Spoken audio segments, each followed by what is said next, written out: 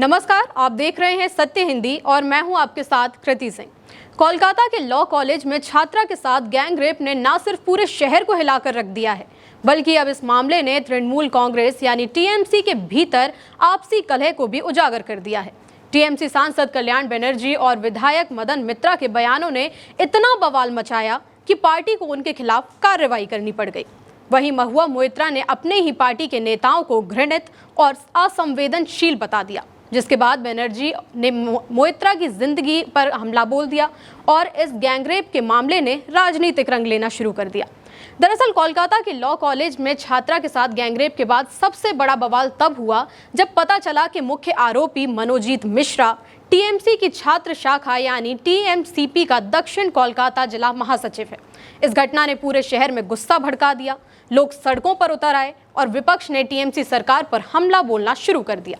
लेकिन असली ड्रामा तो तब शुरू हुआ जब टीएमसी के बड़े नेताओं ने इस मामले पर ऐसे बयान दिए जिन्हें सुनकर हर कोई हैरान रह गया।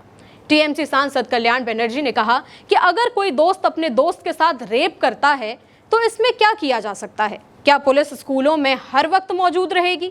ये तो छात्रों के एक छात्रा के साथ किया है, उसकी सुरक्षा कौन करेगा? बस ये बयान सुनते ही हंगामा मच गया।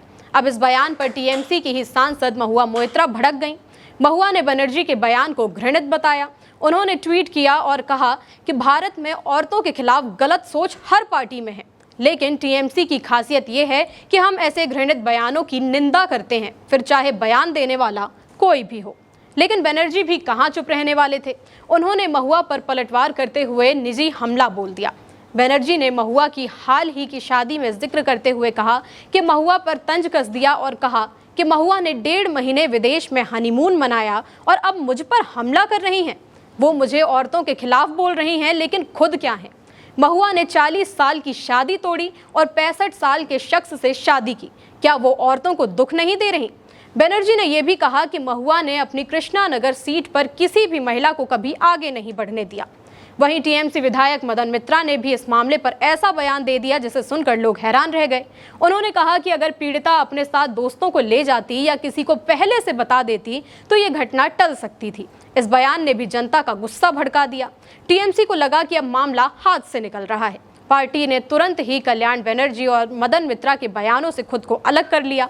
टीएमसी ने अपने आधिकारिक एक्स हैंडल पर लिखा, दक्षिण कोलकाता लॉ कॉलेज के जघन्य अपराध पर कल्याण बनर्जी और मदन मित्रा के बयान उनके निजी विचार थे। पार्टी इनसे पूरी तरह से अलग है और इनकी कड़ी निंदा भी करती है। इसके बाद शनिवार को टीएमसी ने मदन मित्रा को कारण बताओ नोटिस जारी कर दिया, जिसमें उनके बयान को अनावश्यक, असंवेदनशील और पार्टी की छवि को नुकसान पहुंचाने वाला बताया गया। लेकिन बनर्जी ने पार्टी के इस रुख से असहमति जताई और कहा कि मैं टीएमसी के बयान से सहमत नहीं हूं।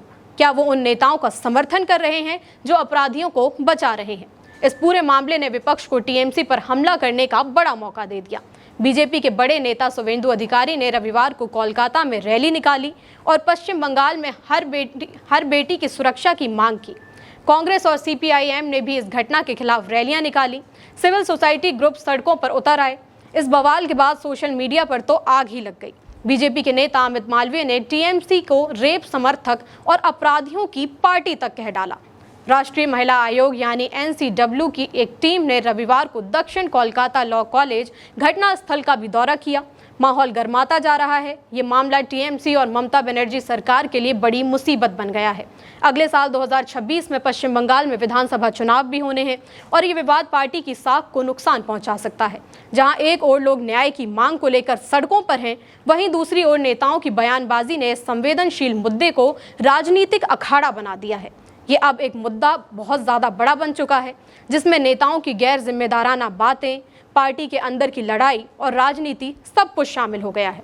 ऐसे वक्त में ये मुद्दा एक नहीं है, बल्कि ये क्या है कि किसने कहा, ये कोई मुद्दा ही नहीं है, बल्कि सवाल तो ये है कि क्या हम पीड़िता के साथ न्याय कर पाएंगे?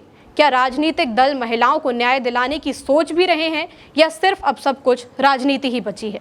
इस मामले में आपकी जो भी राय हो हमें कमेंट करके बताइएगा। अगर आप भी सच्ची और सटीक खबरें लगातार देखना चाहते हैं तो तुरंत हमारे चैनल को सब्सक्राइब कर लें ताकि सच्चाई जानने में आपको देरी ना हो। अब आप सत्य हिंदी की सच्ची खबरें मोबाइल ऐप पर भी पढ़ सकते हैं। इस वीडियो के डिस्क्रिप्शन में लिंक दिया गया है, लिंक पर क्लिक करें और ऐप डाउनलोड करें। फिलहाल के लिए इतना ही। देश दुनिया की बड़ी खबरों के लिए देखते रहिए सत्य हिंदी।